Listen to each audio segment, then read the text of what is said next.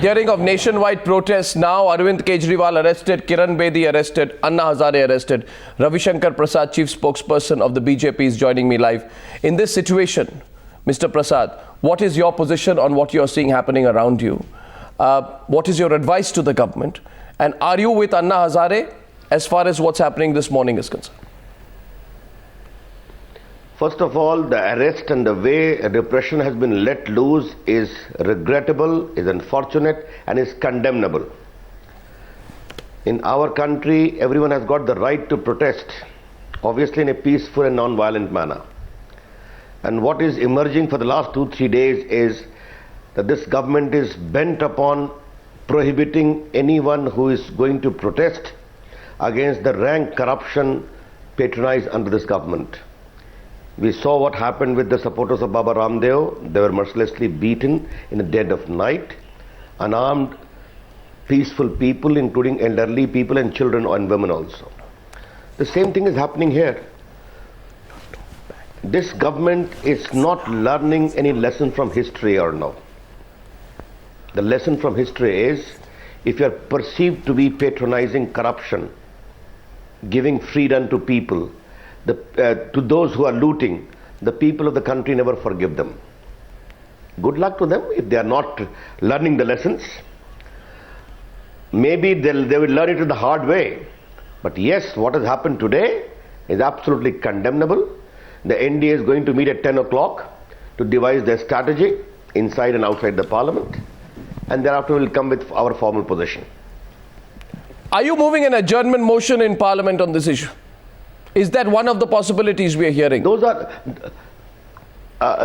questions of detail or no. The parliamentary leaders are going to meet at 10 o'clock, hardly half an hour, 40 minutes from now. But no, let me tell you something very interesting.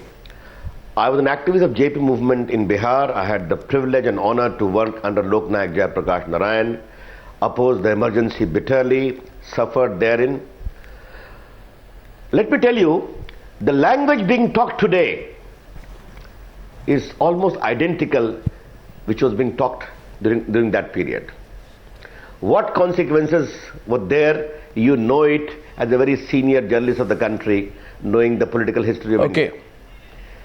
I regret many of the people in government today were also in government then, but they are not realizing as to what is the mood of the nation. Anna Hazare is articulating the deep sense of distress, pain and anger of the people of the country over this massive loot of lakhs and crores of public money, in exposing which again I would say you and your channel has played a very crucial role. They are not realizing that. They are not understanding that. And what they are doing further is to even denying the right to protest against that. That is grossly unfair. Okay. Ravi Shankar Prasad, I thank you for immediate reactions. Now we are told here that this is the game plan. According to the sources, arrest Anna, detain him for a few hours and then release him. If the crowds increase, then take him under preventive detention again. Basically, the strategy of the government is somehow try and ensure that the momentum of this whole protest does not increase.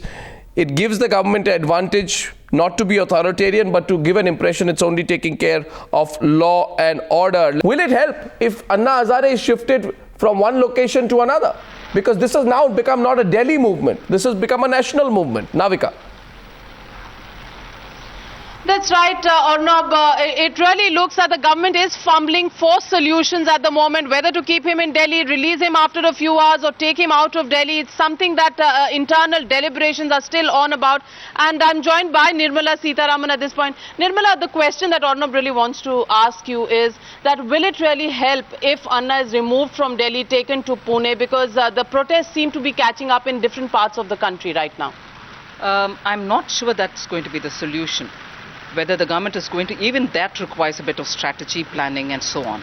But the present impression that one gets out of the government now is that it is directionless, as always for the last 6 months, leaderless, and strategyless. As a result, everything is being pushed to a stage where people have no other resort but to, take such measures. And as a result, the government seems to be pushing everything to a crisis point, and having pushed it to a crisis point, very clearly looks for a solution at that time rather than have a plan. It's not as if Anna Hazare's 16th August unshan was a yesterday's decision. It has been announced, it's been on, and it's part of the larger issue of engaging with the civil society. Didn't the government have a strategy of dealing with them? Didn't the government know how they were going to handle it? I think every time they're pushing, because of their own confusion within the governance, that they're pushing everything to a crisis, and at that time remembering to abuse people, and also thinking that would work too. The question in the government's mind is also that let Anna usurp the opposition space. Isn't that the loss of the opposition parties like the BJP? Absolutely not. Opposition has its role, and we are playing that, and the people are able to see it. But what the people are also able to see is, in spite of the opposition doing what it should do both in house and outside the parliament, the government is not budging. On the contrary, they are only trying to cover up more and more for the inefficiencies and probably even certain agendas which are not very clear.